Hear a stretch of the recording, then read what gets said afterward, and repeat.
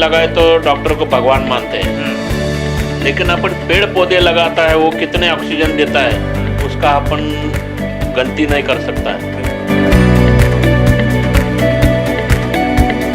दोस्तों नमस्कार, face to face में आपका बहुत बहुत स्वागत है। जैसा कि आप अक्सर सुनते आए हैं कि तंदुरुस्ती 1000 नियामतों के बराबर होती है, यानी अगर सेहत आपकी ठीक है तो आप दुनिया के सारे सुख भोग सकते हैं, अगर सेहत सही नहीं है तो सारे दुनिया के सुख बेकार हैं। तो जाहिर सी बात है कि सेहत का सही रहना, स्वस्थ रहना बेहद जरूरी है।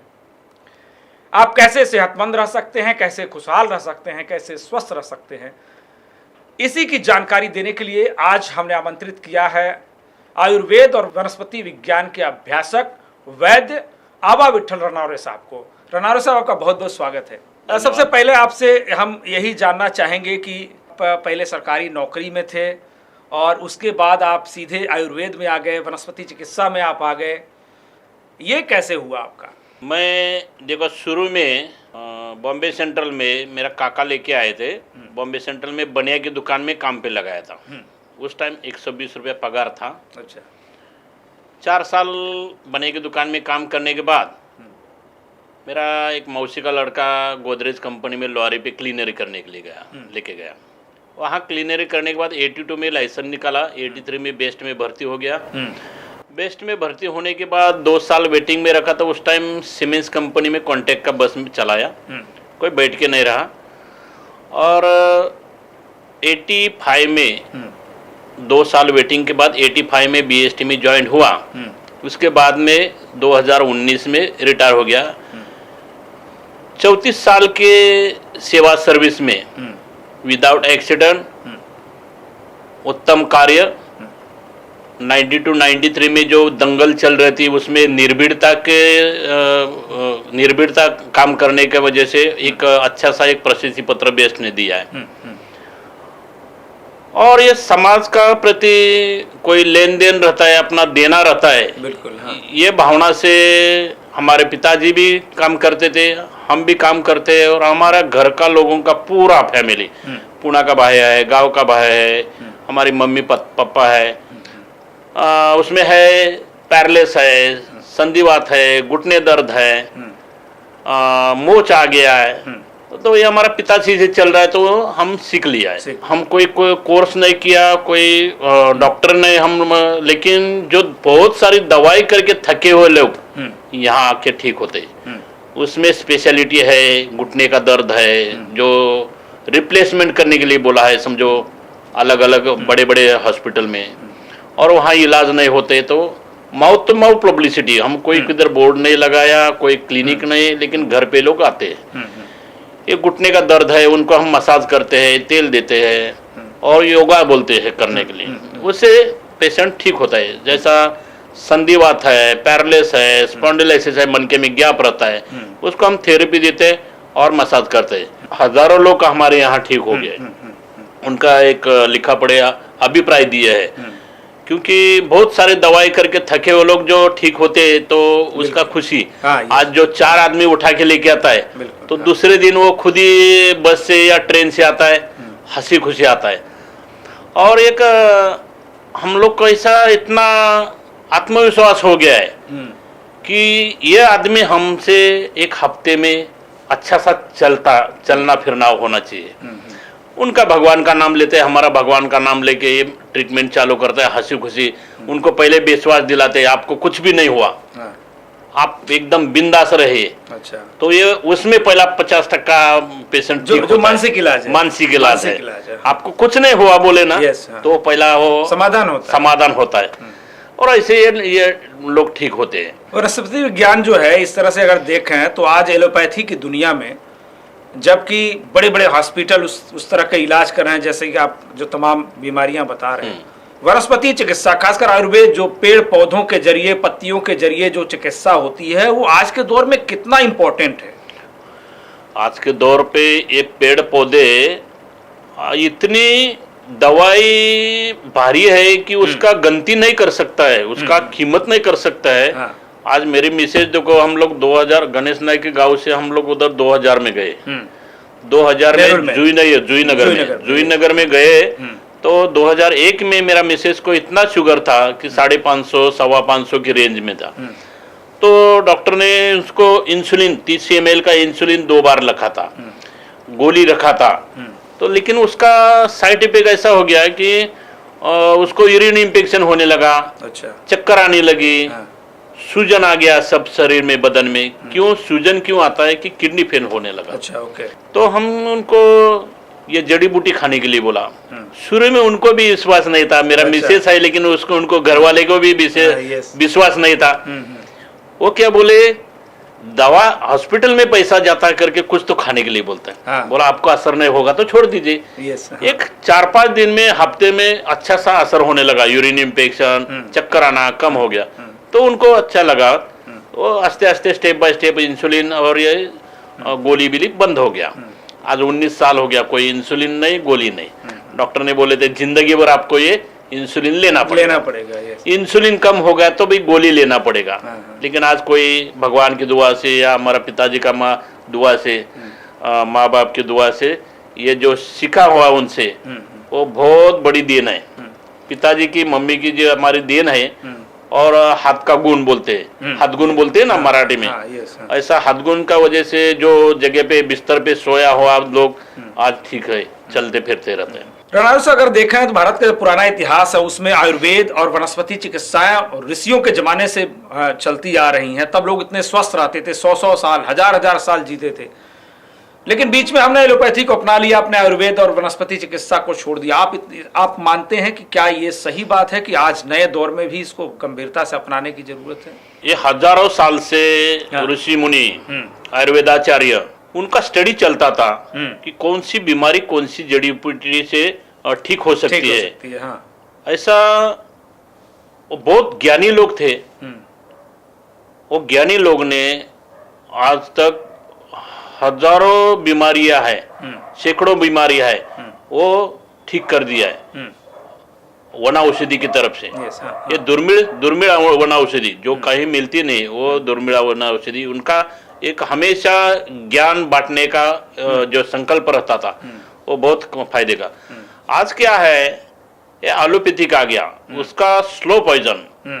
ये जैसा आपको नींद नहीं आते तो गोली खा लो, घुटने दर्द आता है तो पैरासीटामोल लो या कोई पेन किलर लो, इससे साइड इफेक्ट होता है। साइड इफेक्ट होता है, किडनी खराब होता है या यूरिन इन्फेक्शन होता है, अच्छा। शरीर में हीट होता है।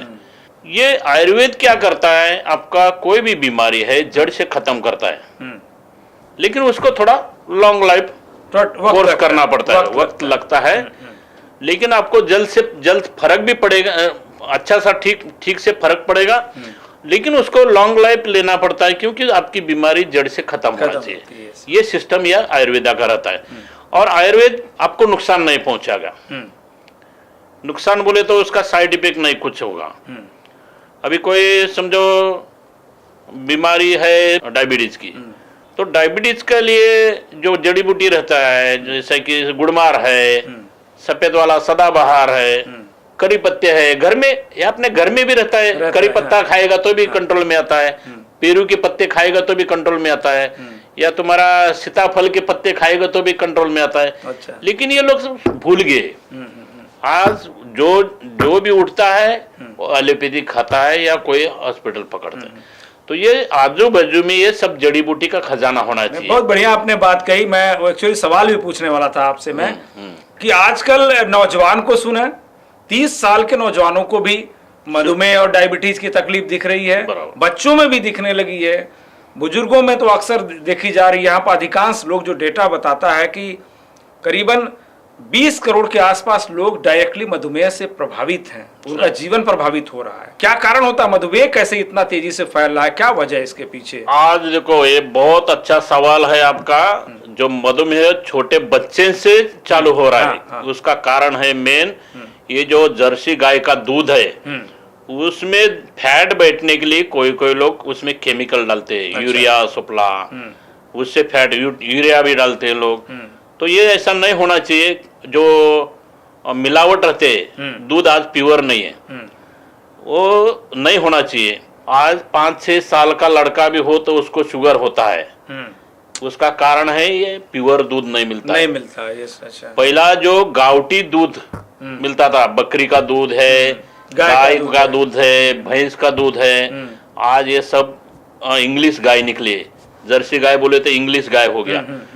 उसको जो केमिकल इंजेक्शन दिया जाता है, गोली दिया जाता है, उसका साइड इफेक्ट बच्चे लोगों के दूध के ऊपर होता है। तो ये कहीं तो गावरान गाय या बकरी उसका दूध ज्यादा से ज्यादा होना चाहिए। कोई भी झाड़ पत्ती का, घास का, घर में भाजी लाता है उसका ये कंपोस्ट खत बना के खेती में डालना चाहिए।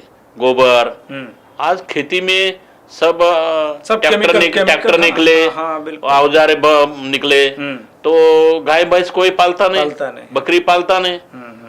तो मेन सेंद्रीय खत, कंपोस्ट खत होना चाहिए, तब से खेती है। आज अपन कोई भी फ्रूट खाने को जाओ, उसमें केमिकल मारा जाता है, दवाई, पूरा दवाई से ये बनता है।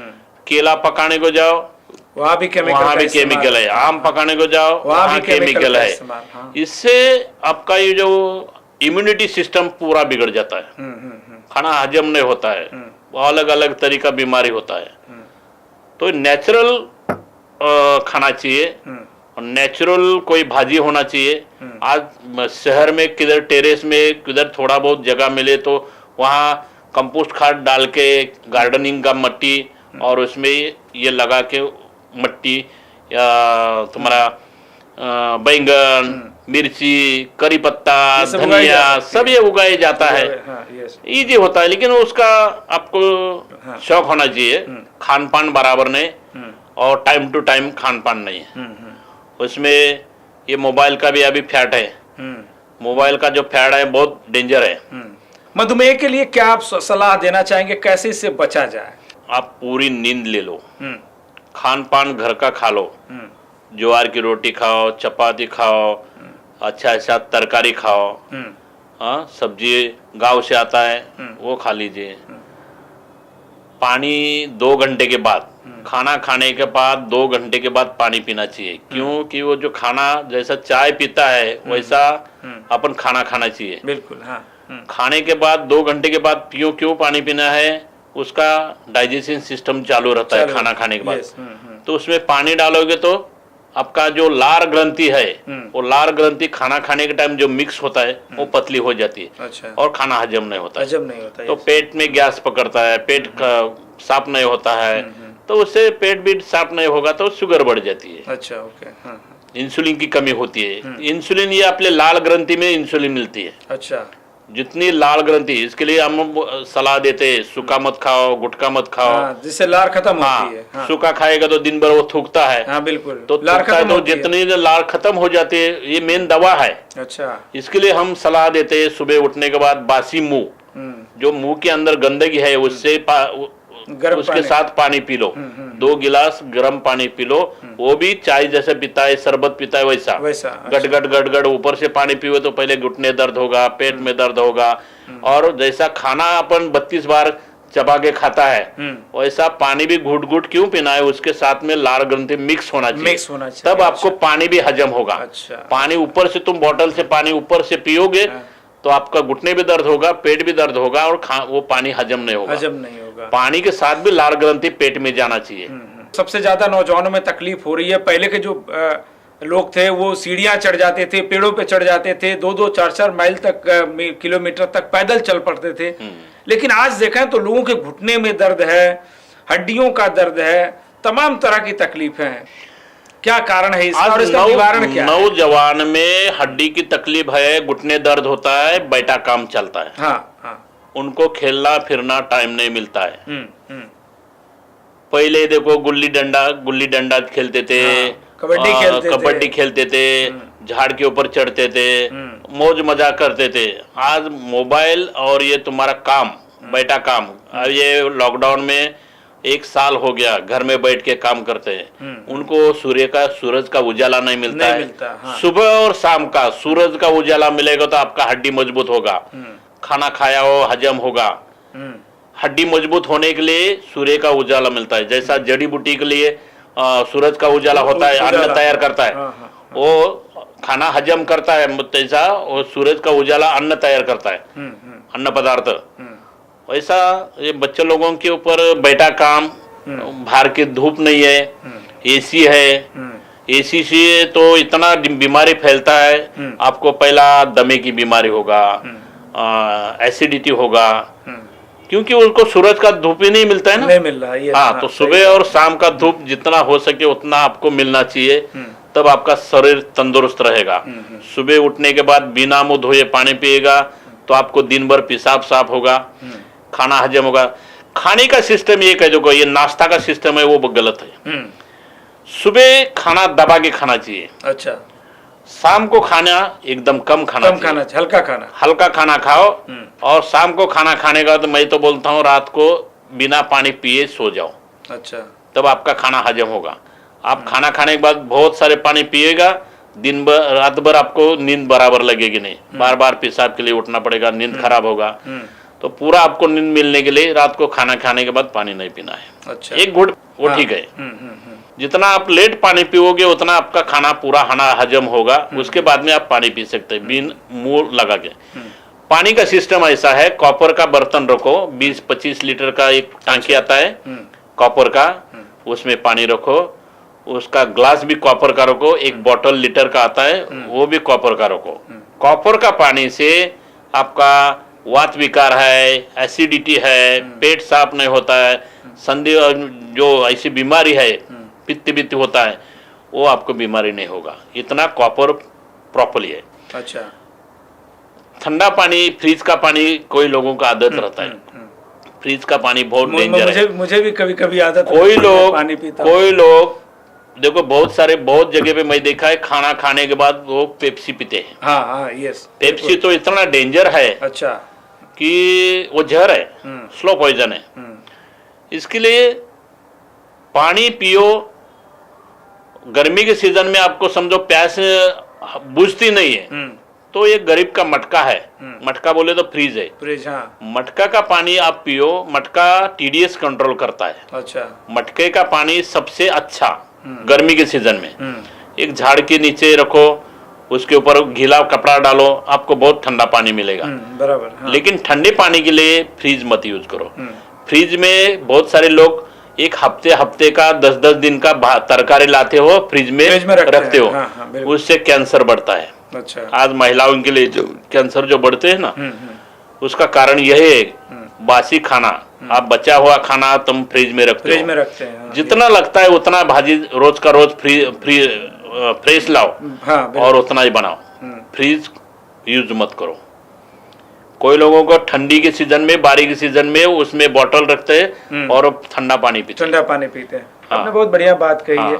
उल्टा शाम को सोने के टाइम गुनगुना पानी पियो, गुनगुना पानी पीना, तब वो आपको फायदा देगा। पाचन शक्ति मजबूत होगी, गुनगुना पानी पियेंगे और नींद भी अच्छी आएगी। आजकल नौजवानों में और खासकर जो नौकरी पेशा लोग हैं, जो काम करने वाले लोग हैं, कुर्सियों पर ज्यादातर बैठ के काम करते हैं, उनमें एक बीमारी बहुत खतरनाक दिख रही है, और वो है स्पॉन्डिलाइटिस और स्पाइनल प्रॉब्लम। आपने देखा होगा जगह जगह बड़े बड़े हॉस्पिटल स्पाइनल बीमारियों के इलाज के लिए खुले हैं, हालांकि उससे समाधान नहीं मिल रहा है। आपको क्या लगता है कि स्पाइनल और स्पॉन्डिलाइटिस जैसी बीमारियां क्यों हो रही हैं लोगों को, और इसका सही रास्ता क्या, समाधान क्या है? कोई देखो खराब रास्ते पे बाइक चलाना ये मेन कारण है। ज्यादा बाइक पे सफर करते हैं लोग काम के भाग दौड़ में। जैसा कि तुम्हारा होटल से खाना पहुंचाना का, हाँ, डिलीवरी का काम करता है, डिलीवरी बॉय जो रहते हैं उनको बाइक से ज़्यादा काम करना पड़ता है। दिन भर भाग दौड़ है, बैठे बैठे काम का है, दिन भर कोई योगा नहीं करते हैं, ऐसे लोगों को स्पॉन्डिलोसिस का तकलीफ होता है। ये गर्दन का नसा भी साथ जाम होता है। तो बहुत सारी दवाई करके लोग थके हुए लोग हमारे यहाँ आते ये बीमारी लेके। तो हम क्या करते हैं, उसको मसाज देते हैं, एक थेरेपी रहता है वो थेरेपी देते हैं, तेल लगाने को देते हैं, और गोली पाउडर कड़वा रहता है, आयुर्वेदिक दवाई कड़वा रहता है, लेकिन वो कड़वा दवाई गोली देते हैं, उससे जल्द से जल्द आराम मिलता है। और उनको हम योगा भी बोलते हैं, कौन सा योगा कौन सी बीमारी के ऊपर करना चाहिए वो बोलते हैं। वज्रासन में बैठो। अच्छा। आप दिन भर थका हुआ है, देखो वज्रासन बैठने के बाद ब्लड सर्कुलेशन बराबर होता है, आपका थकान निकल जाता है, पेट कम होता है, गैसेस निकलता है, खाना हजम होता है। वज्रासन में इतनी ताकत है। महिलाओं के लिए ज़्यादा देखो झुक के काम करता है, तो उनको हम एक ये देते हैं कि आप पोछा मारता है झुक के, वो पोछा ऐसा मत मारो। एक लंबा एक वाइफर आता है, कॉटन का जो एक कॉटन का कपड़ा रहता है, चौकोनी कपड़ा रहता है, उसको हम बीच में होल मारता है। होल मार के वो वाइफर रहता है, वाइफर को लटकाता है और एकदम खड़े खड़े तुम ऐसा रूम साफ करते हो, उससे आपका कमर दर्द नहीं होगा। अच्छा। झुक के काम करोगे तो आपका कमर दर्द होगा। बैठा काम है तो उससे आपका कमर दर्द होगा। बहुत सारा ढेर सारा बैठे बैठे काम करता है, लंबे समय तक काम करता है, ऑफिस लिए या कोई घर में भी बैठा काम करता है तो उसका कमर पहला दर्द होगा। कोई गिरता है बाइक से या तो स्पॉन्डिलाइसिस का तकलीफ होता है। स्पॉन्डिलाइसिस का तकलीफ होने के बाद जो बैक साइड का स्पाइनल पेन होता है, नसा दर्द होता है, उसको हम साइटिका बोलते हैं। अच्छा। साइटिका का बीमारी इतना डेंजर होता है, चलने के टाइम या झुकने के टाइम वो नस इतना दर्द होता है कि आदमी रोता है। तो उसको एक योगा भी बोलते हैं, मसाज किया जाता है नॉर्मली, और उसको दवाई दिया जाता है, तेल दिया जाता है लगाने के लिए। इससे समाधान निकलता है। बहुत सारी दवाई करके थका हुआ लोग यहाँ ठीक होते हैं। मनके का गैप है। हाँ, ये जो आपने कहा ये क्या है, मनके का गैप कैसे ठीक होता है? मनके का गैप होता है, हम एक थेरेपी देता है। हाँ। वो थेरेपी और मसाज दिया जाता है और उसको योगा बोलते हैं। तो मनके का गैप लेवल में आता है। अच्छा। और हमें कोई एक्सरा कुछ नहीं लगता है। अच्छा। हम पेट पे ऐसा पलटी सोने के लिए बोलता हूँ, जो मुंडी यहाँ से माकड़ हड्डी तक ऐसा चेक करते कहाँ गैप है, बराबर समझता है। अच्छा। गैप कहाँ है वो मिलता है। अच्छा। उसमें कुछ नहीं, कोई दबाने का नहीं, कुछ नहीं, नॉर्मली मसाज और एक थेरेपी देता है, उससे वो ठीक होता है। ठीक होता है। बहुत बड़ी बात आपने कही, क्योंकि स्पाइनल और स्पॉन्डिलाइटिस से खासकर जो मनके का गैप है उसके लिए तमाम लोग लाखों रुपए खर्च कर रहे हैं। लाखों रुपया, और समझो 10-10, 15-15 साल दवाई करके थके हुए, जगह पे बिस्तर पे पड़े हुए लोग हैं, वो एक 8-10 दिन में अच्छा सा चलना चाहिए। ऐसा हम मन से उसका सेवा करते हैं और वो ठीक होता है, हंसी खुशी। अच्छा। उसको पहला हम आधार देते हैं कि आपको कुछ नहीं हुआ, कोई प्रॉब्लम नहीं, एकदम नॉर्मल है। अच्छा। उसमें 50% वो ठीक होता है। डराने का काम नहीं। डॉक्टरों के पास तो डराने का ही काम होता है, हॉस्पिटल में पहले डराने का काम नहीं। हम बोलता है आपको कुछ नहीं हुआ, कुछ नहीं हुआ बोलता है हंसी खुशी, वो उसमें 50% पहला ठीक होता है। 50% ठीक। अक्सर आपने सुना होगा कि लोगों को गैस की प्रॉब्लम हो जाती है, हैवी एसिडिटी हो जाती है। कई लोगों को मैंने ये कहते सुना हुआ है कि एसिडिटी के कारण ना तो मैं चैन से सो पा रहा हूँ, ना उठ पा रहा हूँ, ना जाग पा रहा हूँ, हेडेक होता है, सर दर्द होता है, तमाम बीमारियाँ एसिडिटी के कारण होती हैं। कई लोग इस बारे में चर्चा करते हैं कि उनको खाना नहीं उनका पचता है, तमाम तरह की दिक्कतें होती हैं। क्या कारण है इसका और इसका समाधान कैसे मिल सकता है कि कोई एसिडिटी से हमेशा के लिए निजात मिल जाए? अभी ये अपने मेन सवाल पूछा, बहुत अच्छा सवाल है। हाँ। मैं भी पहले देखो मेरा ही आदत था। हाँ। खाना खाने के टाइम बहुत सारा पानी पीता था। अच्छा। खाना खाने के बाद एक जग मतलब कम से कम 2 लीटर का जग रहता है। हाँ। उतना पानी पीता था मैं। अच्छा। लेकिन मेरे को ऐसा पानी पीने के बाद लूज मोशन होता था, खाना हजम नहीं होता था। अच्छा। पेट में गैस होता था। लेकिन ऐसा ही मेरा स्टडी में आ गया कि खाना खाने के बाद पानी नहीं पीना चाहिए। तो हमने ये एक ऐसा ऑब्जर्व करता हूँ कि खाना खाने के बाद जो पानी नहीं पीने के बाद क्या होता है। जब खाना खाने के टाइम घड़ी पानी पियोगे, खाना खाने के पहले 40 मिनट पानी पियो। अच्छा। आपको जितना पानी पीना है उतना 40 मिनट पहले पानी पी लेना है। अच्छा। उस टाइम आपको खाना खाने के टाइम प्यास नहीं लगेगी। अच्छा। खाना खाने के टाइम ये मोबाइल, टीवी बीवी सब बंद होना चाहिए। हंसी खुशी एकदम कोई रिलैक्स होके खाना खाना चाहिए। हाँ। वो बहुत मेन है। जब एसिडिटी होगा, एसिडिटी क्यों होता है? जब आप घड़ी पानी पीता है खाना खाने के टाइम, या खाना खाने के बाद भी अपन तुरंत पानी पीता है, तो आपको खाना हजम होगा नहीं। अच्छा, उससे जो लाल ग्रंथि रहता है खाना खाने के टाइम जो मिक्स हुआ है वो पतली हो जाती है, आपको एसिडिटी होगा, पेट साफ नहीं होगा, आपको सुस्ती आ जाएगा। सुबह जब पेट साफ नहीं, दो चीज़ें होना चाहिए, सुबह उठने के बाद पेट साफ, शाम को बिस्तर पे लटने के बाद 2 मिनट के अंदर आपको नींद लगना चाहिए। वो आदमी सबसे अमीर है। आपके पास गाड़ी बंगला घोड़ा गाड़ी कुछ भी हो, वो अमीर नहीं है। शाम को तो मैं बोलता हूँ खाना खाने के बाद पानी मत पियो, लाइटली खाना खा लो। अभी लाइटली खाना खाओ, मैं आपको बोलूँगा आप हार्ड वर्किंग किया है तो आप लाइट खाना नहीं खा सकते, नहीं खा सकते। आपको जितना पेट भूख है उससे थोड़ा कम, अच्छा, उससे आपको जितनी भी भूख है उससे एक आधी चपाती या चतकोर 25% पाव बोलते ना, पाव और ज्वार की रोटी उतनी कम खा लो। अच्छा अच्छा, तब आपको रात को अच्छी नींद लगेगी। आप दबा के खाना खाओगे तो रात को नींद नहीं आएगी। और सोने के टाइम सर के नीचे तकिया नहीं छोड़ना चाहिए। अच्छा, खाना खाने के बाद जब आप सोते हो तो दाई बगल में थोड़ा सा चद्दर बिद्दर कुछ लो और ऐसा दाई बाजू में सो जाओ, राइट साइड में ऐसा नहीं सोने का। तब आपका खाना भी हजम होगा, पचन क्रिया अच्छी होगी। अच्छा, हाँ, और जब सीधा सोने का है आपको तो सर के नीचे तकिया नहीं होना चाहिए, वो चद्दर बिद्दर सब बाजू हटाने का। बिना तकिया का सोना। हाँ, कोई लोगों को, बहुत सारे लोगों को देखता है, कोई लोग तो ऐसा पलटी सो जाते हैं। हाँ, पेट के बल, पेट के ऊपर। उनका खाना हजम नहीं होगा। अच्छा, उनको एसिडिटी होगी, उनका पाचन सही होगा नहीं। तो खाना खाने के बाद कम से कम 10 मिनट आप दाएं बगल में सोना चाहिए, बाएं साइड में। हाथ नहीं लेने का। अच्छा, कोई तो चद्दर का या छोटा सा तकिया, जो टाइम आपको सीधा सोने का है उस टाइम तकिया या चद्दर हटना चाहिए। तब आपको सर में खून पहुंचेगा। सर का खून पहुंचेगा तो आपका सर दर्द नहीं होगा, आंखों की नज़र तेज चलेगी, बहुत सारे फायदे होंगे। स्पॉन्डिलाइसिस नहीं होगा। बहुत गांव में कोई लोगों को तकिया, बहुत बड़ा तकिया लगता है, उनको पहला स्पॉन्डिलाइसिस होता है। अच्छा, ये सब ये मन के तो मतलब ये माना जा सकता है कि जो लोग तकिया लगा के अक्सर सोने की आदत होती है उनको अक्सर स्पॉन्डिलाइटिस की प्रॉब्लम सर्कुलेशन बराबर नहीं होते और स्पॉन्डिलाइटिस का तकलीफ 100% होता है। मैंने एक किसी किताब में बहुत पहले पढ़ा, मैं किसी ने लिखा था कि खाना खाने के बाद हमेशा बाएं साइड में सोना चाहिए। बराबर। और आपने बिल्कुल सही बात कही कि ये बहुत बड़ी तरकीब है आपको सेहतमंद रहने के लिए। अक्सर लोगों को यूरिन की समस्या रहती है और उसके पीछे कुछ लोगों को स्टोन की समस्या है, किसी के किडनी में स्टोन है, किसी के यूरिन ब्लैडर में स्टोन है। ये बड़ी खतरनाक की स्थिति रहती है। कितने लोगों की किडनी फेल हो जाती है, कितने लोगों को स्टोन की वजह से बहुत पीड़ा झेलनी पड़ती है।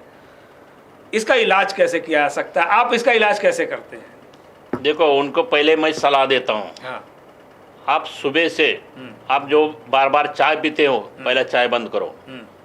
तंबाकू खाते हो, तंबाकू बंद करो। गुटखा खाते हो, गुटखा बंद करो। सुबह उठने के बाद जितना हो सके उतना पानी पियो। पानी ऐसा पियो कि जैसा तुम शरबत पीते हो, घूट घूट घूट घूट यहाँ वहाँ घुमा घुमा के। अच्छा, लाल ग्रंथि मिक्स होना चाहिए, तो ऐसा पानी पियो। आप पानी ज़्यादा जितना पियोगे उतना आपका यूरिन इन्फेक्शन सब निकल जाएगा। जिसको समझो बोर का पानी होता है वो TDS ज़्यादा रहता है। अच्छा, वो TDS ज़्यादा रहता है तो आपको 100% स्टोन की बीमारी होगी। अच्छा, TDS क्षारयुक्त पानी रहता है ना, वो मटके में डालो। मटके में देखो बाहर के साइड में आपको नमक दिखाई देगा। अच्छा, वो TDS को बाहर फेंकता है। अच्छा, हाँ, और एरो वेरो लगाता है। हाँ, ऐसा मटके का पानी बहुत बढ़िया। बोर का पानी मत पियो।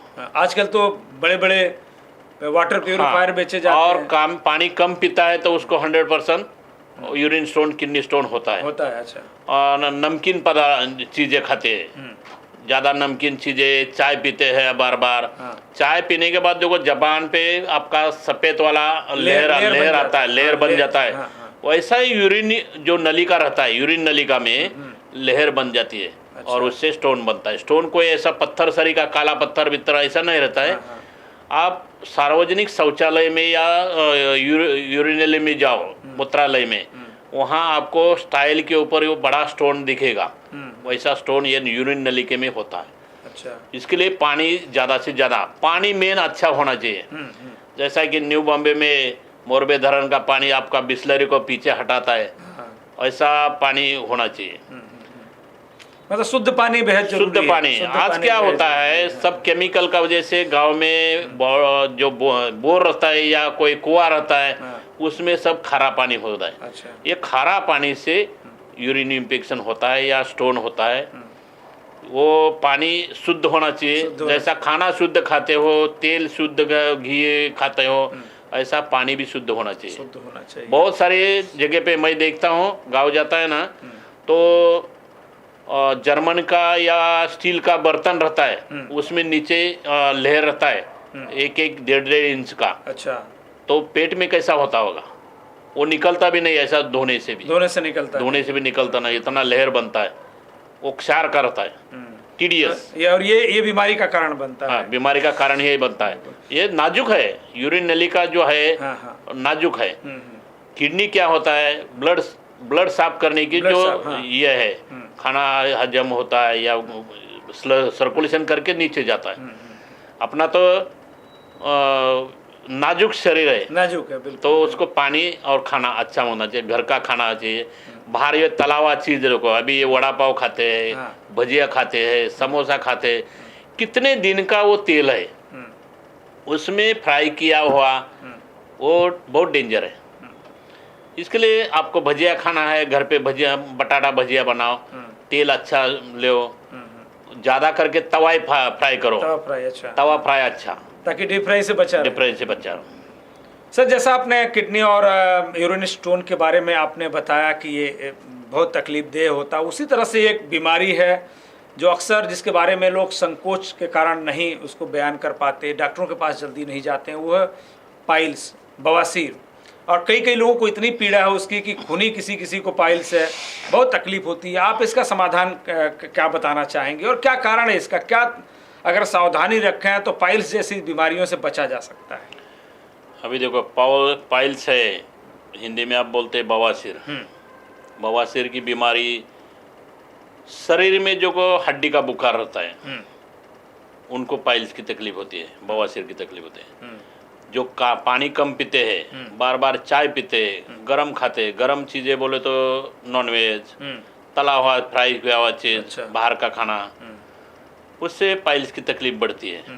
पेट साफ नहीं होता है।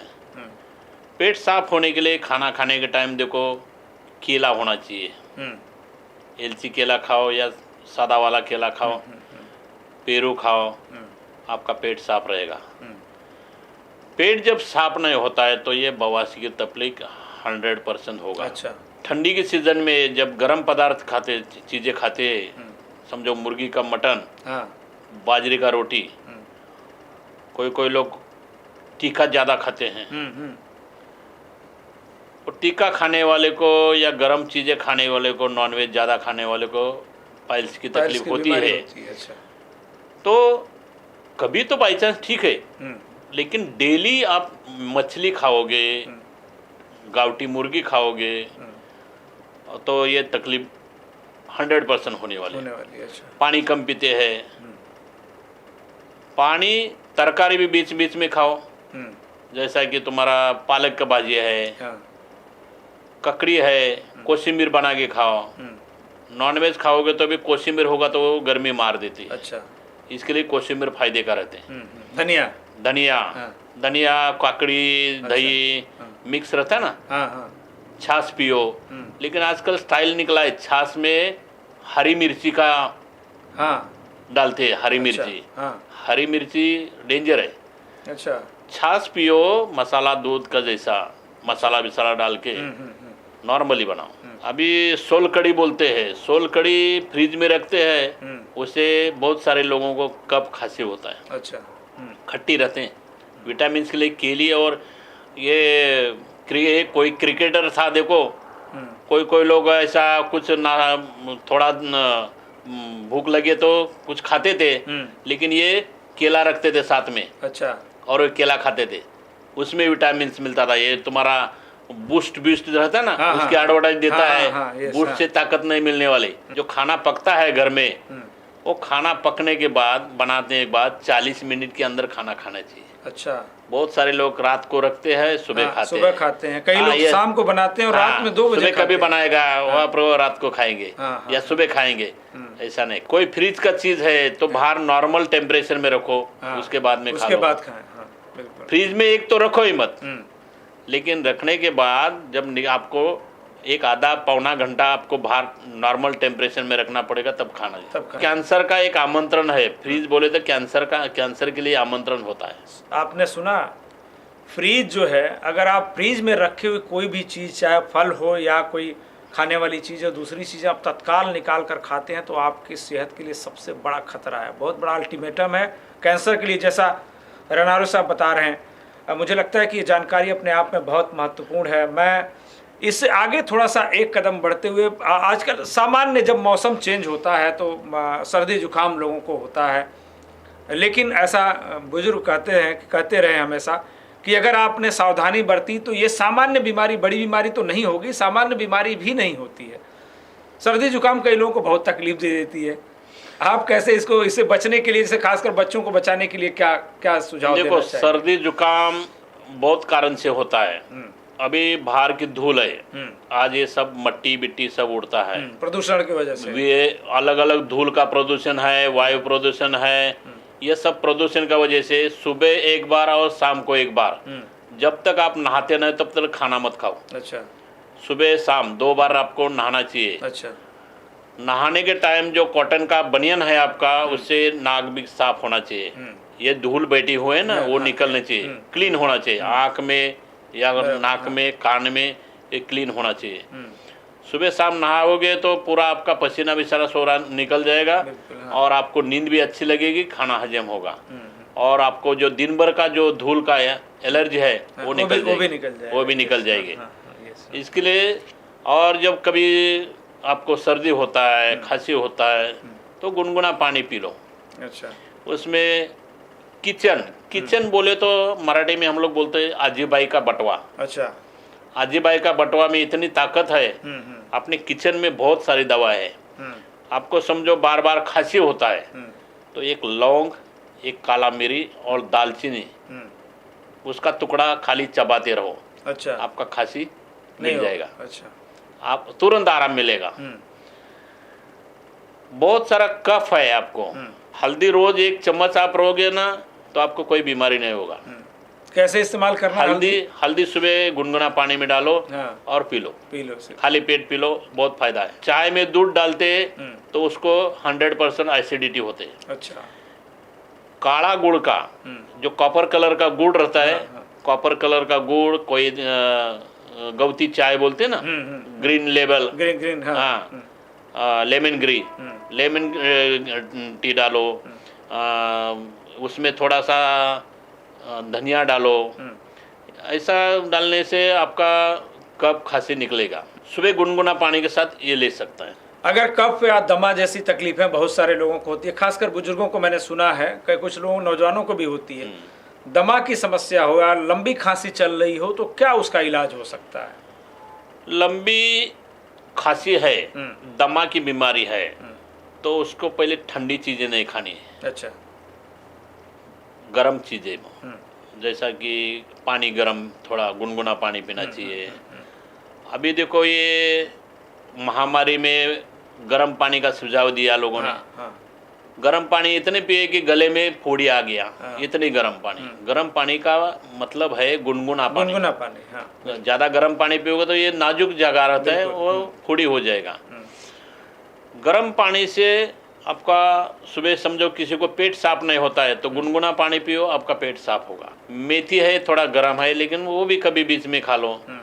पालक की भाजी है, करेला का भाजी खाओ, चकली बना के मस्त, एकदम बढ़िया लगती है। अच्छा, ऐसा खा लीजिए। स्वस्थ रहने के लिए क्या सबसे ज़्यादा जरूरी है जो आप सुझाव देना चाहेंगे?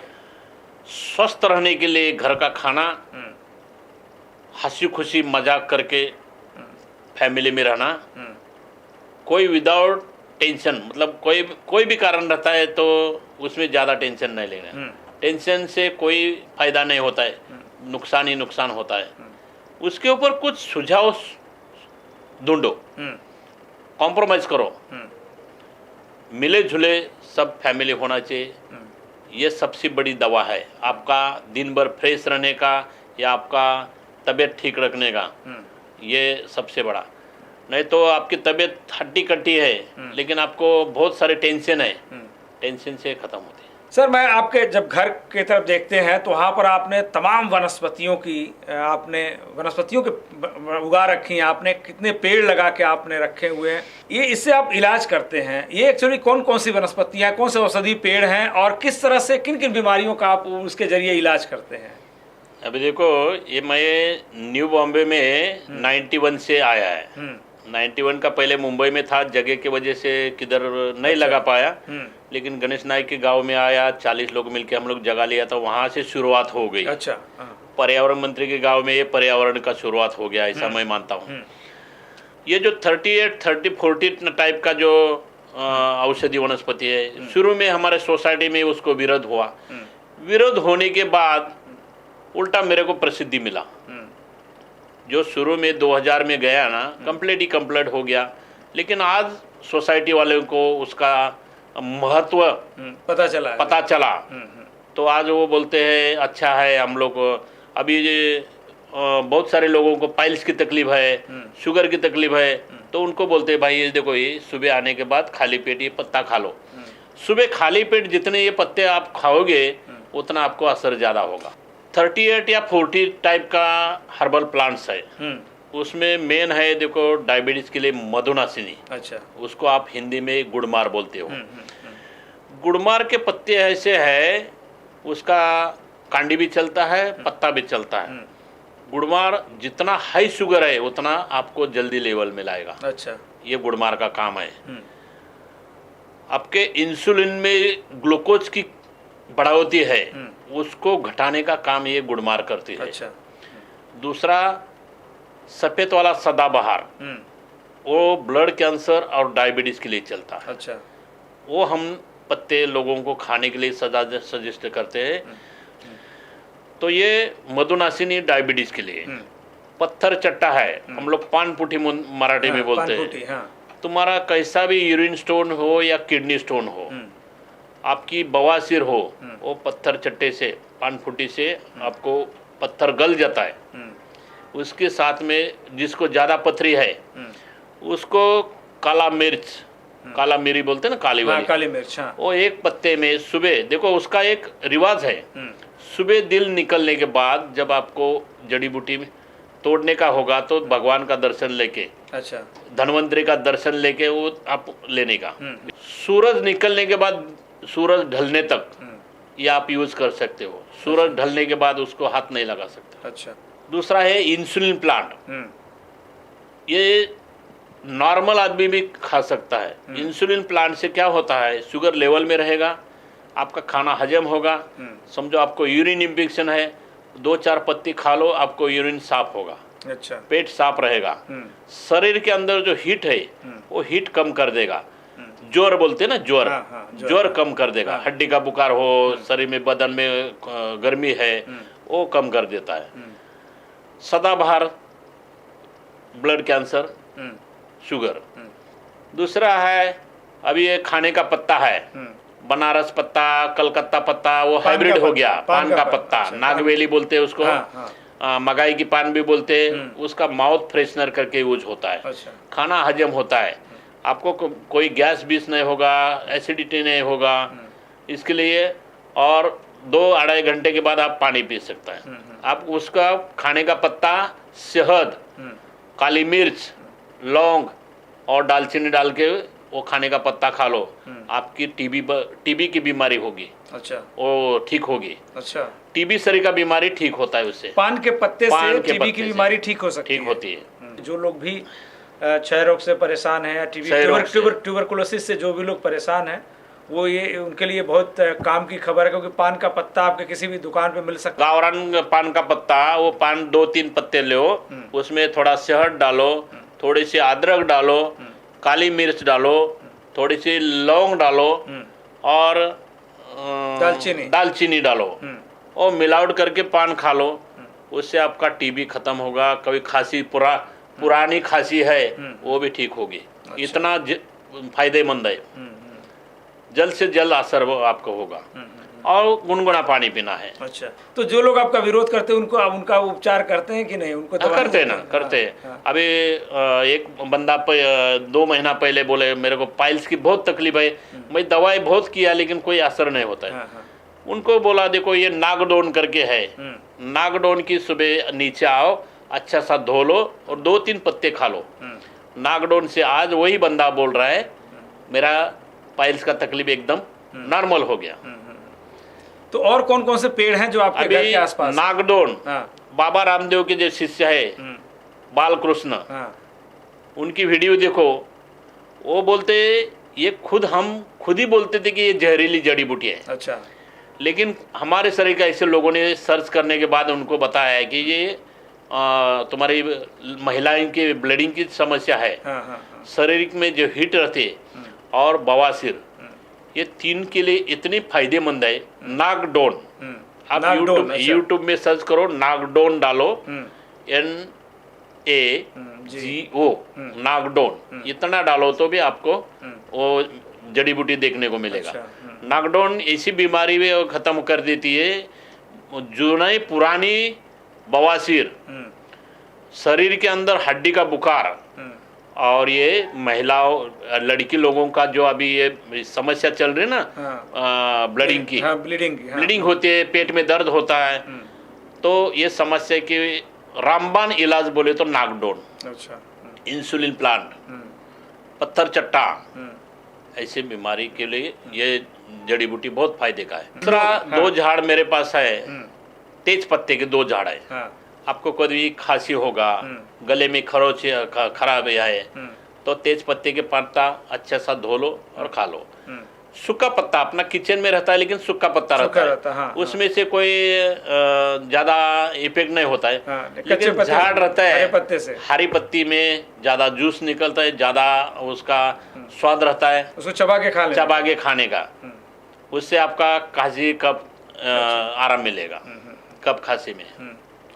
और आप बता रहे थे 2 पत्ते हैं, एक तो आपने तेज पत्ता बताया, दूसरा तेज पत्ता है, लेडी पिपड़ी है, एक तुम्हारा नागबेली है। उससे आपको खांसी, कफ, दमे की बीमारी, साइनस की बीमारी, इससे आराम मिलता है। आप जब औषधियाँ लेने के लिए लोग आते हैं तो किस तरह से उनको ट्रीट करते हैं? क्या कोई ज़्यादा खर्च लगता है, क्या होता है? जैसे एलोपैथिक में बहुत सारे सैकड़ों हजारों रुपए लगते हैं, तो जब इस तरह से वनस्पति चिकित्सा आप करते हैं तो किस तरह से उन्हें उनका उपचार करते हैं? ये मेरे पास जो लोग आते हैं लाखों रुपए खर्चा किया हुआ है, जो बोले है 1.5 लाख रुपए खर्चा आता है घुटने का रिप्लेसमेंट करने के लिए बोला है, तो हम यहाँ रिप्लेसमेंट कोई काट छाट नहीं रहती है।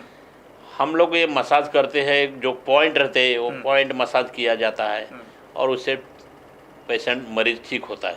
बहुत सालों से पीड़ित है, 10-15 साल 20 साल दवाई करके थके हुए हैं, ऐसे लोग यहाँ ठीक होते हैं। वो खाली विश्वास रख के आना चाहिए। उसको मसाज दिया जाता है, जो पॉइंट रहता है वो पॉइंट मसाज होता है, गोली पाउडर, तेल बाम दिया जाता है, उससे वो ठीक होता है। आपने तकरीबन 20 से 30 सालों से आप ये निरंतर इस तरह से औषधियों से इलाज कर रहे हैं। मैंने सुना आपको इसके लिए तमाम पुरस्कार मिले हैं, वो कौन कौन से पुरस्कार मिले हैं और कितनी प्रेरणा मिलती है इस तरह के पुरस्कारों से आपको? पुरस्कार मिले हैं, देखो 2013 में सीएम पृथ्वीराज चौहान साहब थे, उस टाइम एक नामांकित मीडिया था, वर्तमान पत्र मुंबई मिरर, टाइम्स ग्रुप ने कोई तुम्हारा यूट्यूब या गूगल पे सर्च करके हमारे तक पहुंच गए। अच्छा। और 37 हीरो में 5 हीरोज, टॉप 5 हीरोज करके हमारी सिलेक्ट हो गया। अच्छा। उसमें हमारा पर्यावरण करे वृक्ष मित्र करके पुरस्कार मिला 2013 में। अभी 2019 में दादा गावकर पुरस्कार मिला, आयुर्वेदाचार्य और समाज सेवक करके। अभी ये 19 तारीख को शिव जयंती के अवसर पर माननीय दिलीपजी वलसे पाटील कामगार मंत्री और सुप्रियाताई सुलेस, उनसे उनकी तरफ से पर्यावरण और आयुर्वेदिक उपचार करके पुरस्कार मिला है। उसके पहले बीएसटी में विदाउट एक्सीडेंट उत्तम कार्य, निर्भीड़ता के अवसर ऐसा काम किया है, उसके लिए भी प्रसिद्धि पत्र मिले हैं। सेंचुरी वाइल्ड लाइफ अवार्ड मिला है। रोटरी क्लब सी साइट नवी मुंबई नेरुल का, वो भी बेस्ट ड्राइवर करके पुरस्कार मिले हैं। कोकण दर्पण की तरफ से वो अच्छा सा अवार्ड मिला है। नवी मुंबई के विनायक पात्रोडकर के या मंदा मात्रे के तरफ से लोकमत सखी मंच अभिमान नवी मुंबई का, अच्छा, ऐसा एक पुरस्कार मिला है। अशोक पुष्प पुरस्कार मिला है। वार्तादीप का एक पुरस्कार मिला है। ऐसा एक करीब 35-40 पुरस्कार है, 35-37 पुरस्कार। ये पुरस्कार बोले तो क्या है, एक जिम्मेदारी है। बहुत सारी दवाई करके थके हुए ठीक होने के बाद अभिप्राय लिख के दिए, ऐसे हजारों अभिप्राय है। अभिप्राय बोले तो इतनी अपने को खुशी है कि वो बहुत बड़ा सर्टिफिकेट है अपने आप जो अवार्ड मिला है। अवार्ड मिला है, सर्टिफिकेट मिला है, उससे प्रेरणा मिलती है। ये कोई मामूली चीज़ नहीं। और ये तो समाज प्रति हमारा एक कर्तव्य रहता है, ये जिम्मेदारी हमारे ऊपर जो रखी है, वो हम सब फैमिली मिलके उसको आगे चलाएंगे। सर, आखिरी संदेश क्या देना चाहेंगे हमारे दर्शकों को और ऐसे लोगों को जो वाकई बीमार हैं और प्राकृतिक चिकित्सा, खासकर वनस्पतियों से, आयुर्वेद से जो चिकित्सा चाहते हैं, वो आपके पास आना चाहेंगे? आयुर्वेद बोले तो बहुत बड़ा जीवन का एक बड़ा खजाना है, उसका संवर्धन होना जरूरी है। आज कोई भी बीमारी है, आयुर्वेदिक वनस्पति और एक घरेलू किचन में जो छोटी मोटी समस्या है आपकी, वो ठीक करने में उसमें बहुत योगदान है। वो होना चाहिए, उसका संवर्धन होना चाहिए। आपके घर के अगल बगल में जैसा कि कपूर तुलसी है, पेपरमिंट तुलसी है, कृष्ण तुलसी है, वैजयंती तुलसी है, राम तुलसी है, ऐसा तुलसी लगाना चाहिए। घर के अगल बगल में मच्छर होता है तो झेंडू, सेवंती ये होना चाहिए। कोई बहुत सी एक जड़ी बूटी भी ऐसी है कि आपके घर के अगल बगल में तितली रहेगी, मधुमक्खी रहेगी, अच्छे अच्छे पंछी आएंगे, लेकिन वो घर के बाजू में मच्छर नहीं होना चाहिए, मक्खी नहीं होना चाहिए। इसके लिए साफ सुथरा रखो। अपन ऑक्सीजन हॉस्पिटल में लगाए तो डॉक्टर को भगवान मानते हैं, लेकिन अपन पेड़ पौधे लगाता है, वो कितने ऑक्सीजन देता है उसका अपन गिनती नहीं कर सकता है। बिल्कुल, हाँ।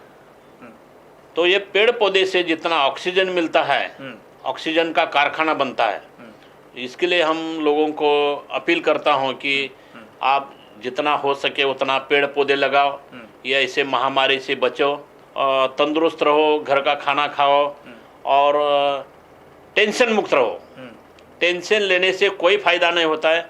हंसी खुशी मजाक करके पूरा फैमिली रहो और रोग मुक्त रहो, ये संदेश देना चाहता हूँ। जो लोग संधिवात, पाइल्स, स्पाइनल स्पॉन्डिलाइटिस या रक्त विकार या किडनी स्टोन इस तरह की बीमारियों से ग्रसित हैं और एलोपैथी का इलाज करवाते हुए थक रहे हैं, जिस तरह से रनौरे साहब ने कहा, आप उनके पास आ सकते हैं, उनसे औषधि उपचार ले सकते हैं। जो आयुर्वेद और वनस्पति चिकित्सा है उसका आप सीधे प्रत्यक्ष आप उसका लाभ ले सकते हैं, और वो भी तकरीबन मुफ्त में, या यह कह सकते हैं कि बहुत ही कम न्यूनतम पैसों में आप अपना अच्छा इलाज पा सकते हैं।